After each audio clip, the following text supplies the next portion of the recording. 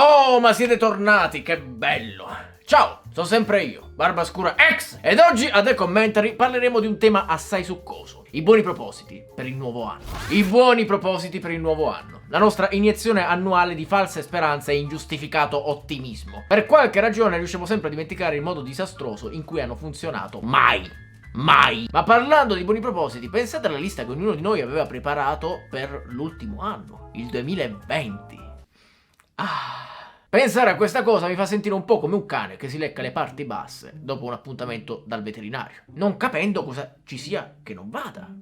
Perché c'è palesemente qualcosa che non va, c'è qualcosa di sbagliato. Come se manchi qualcosa. E quindi, proprio come un cane che si ritrova inspiegabilmente senza palle, perché non proviamo tutti a pensare ai buoni propositi che avevamo fatto nel 2020?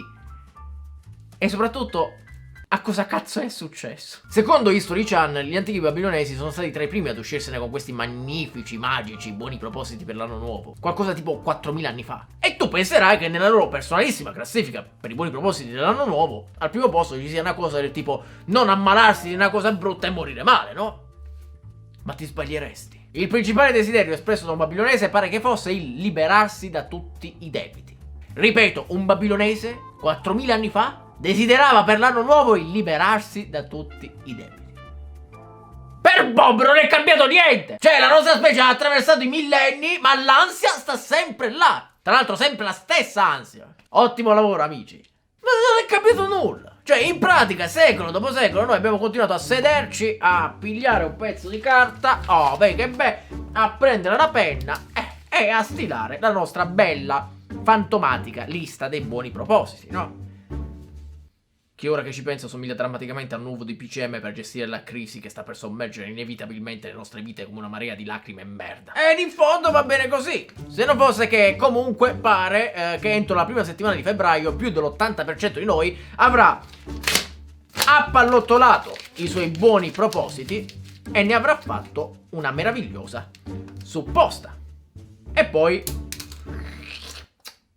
tutta giù, dentro, fino in fondo, con tanto di risucchio e rigorosamente senza vasellina. Ebbene sì, circa 5 settimane. Ecco apparentemente quanto ci vuole prima di rinunciare, rassegnarsi, fuggire disperati dai propri buoni propositi. Proprio come Gordon Ramsay fuggirebbe dalla cucina di Peppe il Troione.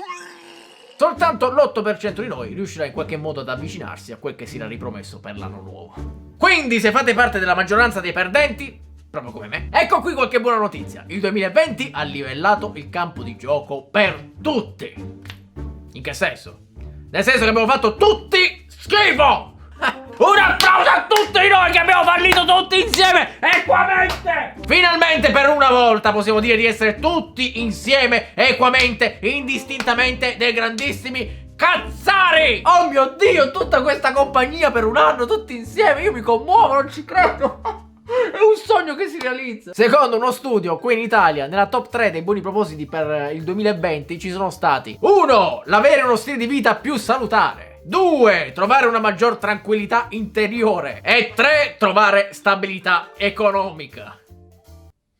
O se preferite, semplicemente non vivere più con i tuoi. Se parliamo dell'avere uno stile di vita più salutare, considerando cosa è appena stato il 2020, con l'intero paese preso a schiaffi coi piedi da tutte cose, in tutte le direzioni, in qualsiasi campo, da qualsiasi cosa, animata o inanimata, immaginate l'Italia come un bambino che si ostinava a rispondere male a sua madre al centro del mercato di Napoli. Quante zaccagnate si è presa proprio sui denti, con gli zoccoli in testa proprio, quelli a ricerca di calore, quello che usa tua madre, no? Che lo lancia e ti becca pure se tu stai in un altro paese. Italia, e mo che arriviamo a casa ti do pure il resto da sopra, hai capito? Andiamo, seduti a casa tutto il giorno guardando serie, lavorando da casa ma in remoto, quindi in mutande e maglietta della salute. L'unica consolazione era il cibo. Quindi doveva essere cibo buono, bello, grasso, proprio colante di autocompiacimento. Perché almeno il cibo, dai. Ci aggiravamo per casa tutti annoiati e ci chiedevamo: e mo che faccio? Ma mi mangio un'altra crostata. Non è stato esattamente salutare, però almeno siamo sopravvissuti, no? Noi, i nostri neuroni no, ma noi sì. E poi, a causa del Covid, molti di noi hanno dovuto addirittura passare più tempo con la propria famiglia. Il che a volte significa troppo. Ci stavi tu inchiodato tutto il giorno, casomai in una riunione in remoto con i tuoi capi, vestito in giacca, cravatta e mutande, rigorosamente in mutande, pantaloni no dai, le mutande. Moda mare quarantena. E a un certo punto tuo padre, annoiato pure lui, interviene nella riunione urlandoti che il sugo è pronto e che ti ha cucito quei brutti buchi ai calzini. Ma papà, io li avevo buttati quei calzini. Non avevo niente da fare, li ho recuperati tutti e li ho cuciti. Ah, ho trovato nell'umido anche la buccia di un mandarancio rotto. Te l'ho aggiustato. Ma io l'avevo mangiato questo. Concorderete con me che questo ha asfaltato completamente ogni speranza di realizzare il punto 2. Trovare la calma. Trovare la calma. Ma quale calma? Io non ho bisogno di trovare la calma. Che calma? Non vedi che sono calmissimo? Sono calmissimo! Non lo vedi che sono calmo? Senza contare che uno dei principali propositi per il 2020 era viaggiare di più.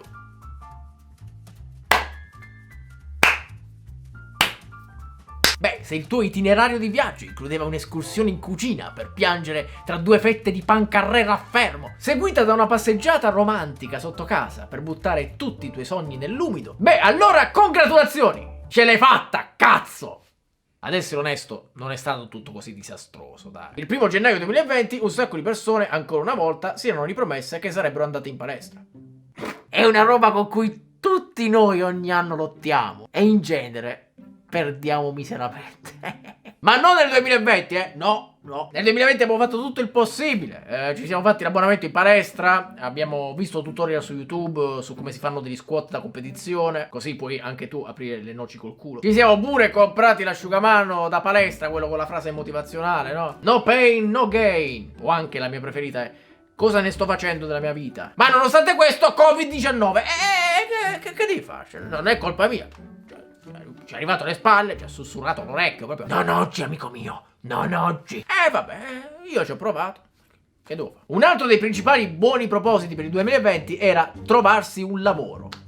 Il mercato del lavoro del 2020 è stato l'equivalente di una versione avariata di un testimone di Geova che bussa alla tua porta e chiede: salve buon uomo, avrebbe 5 minuti per parlare del signor nostro Salvatore Thanos, distruttore dei mondi? E tu chiudi la porta, ti ci accovacci dietro e piangi. Ma quello è ancora lì fuori, che aspetta e continua a citofonare per farti sentire la presenza. Bello.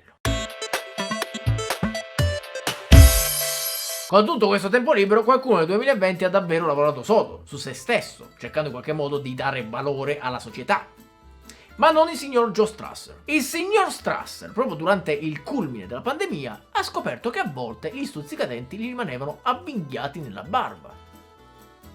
Un'informazione di vitale importanza, in effetti. Quindi Joel ha fatto quello che qualsiasi persona normale farebbe al suo posto. Si è chiesto: chissà quanti stuzzicadenti posso appiccicarmi sulla faccia prima che questa collassi. Beh, ovvio. Sarete felici di sapere che la risposta è 3500. Non so dire quanto siete felici di saperlo. Il che significa che Joel è al momento il detentore del record mondiale per il numero maggiore di stuzzicadenti impizzati in una sola barba. Ok, grazie Joel per il tuo contributo alla nostra società. Sono tutto un pochino eccitato. È stata indubbiamente un'impresa gloriosa, epica e commovente. Almeno quanto fottutamente inutile. Il che è l'antologia perfetta per descrivere cosa ne è stato di tutte le nostre speranze per il 2020, no? Quindi ecco a voi, bambini e bambine. I sogni possono davvero diventare realtà, purché siano sogni inutili. Ascoltate, cercare di realizzare i propri buoni propositi per il 2020 è stato un po' come quella volta in cui ho cercato di scattarmi un selfie mentre facevo snowboard. Sembrava fattibile all'inizio, ma alla fine ho solo causato un'enorme quantità di dolore a me stesso e ai miei cari. Ma ho forse rinunciato a fare snowboard? Beh, sì, ma non è questo il punto. Il punto è che sto ancora facendomi selfie, ok? Il 2020 non mi ha ancora portato via questa cosa. Quindi, ciurma, per il nuovo anno fatevi l'abbonamento a quel corso di yoga. Investite nelle ciabatte della Lidl. Adottate un paguro. Compratevi un basilico e provate a non farlo morire. Nel caso fatemi sapere come si fa, perché io non ci riesco. Ed se le cose dovessero andarvi male, nessun problema. Potete sempre iniziare a fare delle live streaming su quella specie di bidone dell'immondizia in fiamme che è la vostra vita. Sarà un successo. O potete diventare ambasciatori delle bustine latte detox, che funzionano almeno quanto tirarsi i peli del culo funziona nello sconfiggere la calvizie. Insomma, svoltare su qualcosa di assolutamente inutile quanto nocivo per la società. Ma soprattutto, fingete che quello fosse il vostro piano fin dall'inizio. Prego, non c'è di che.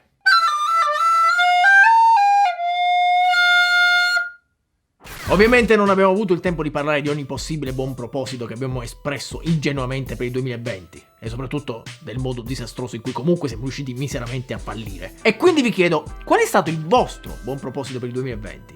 E com'è andata? O meglio, come è fallito? Scrivetecelo come sempre nei commenti e se vi è piaciuta questa roba fatecelo sapere cliccando i tasti che trovate sotto. E noi ci vediamo prestissimo per l'ultimo episodio di questa serie. Dai, yeah!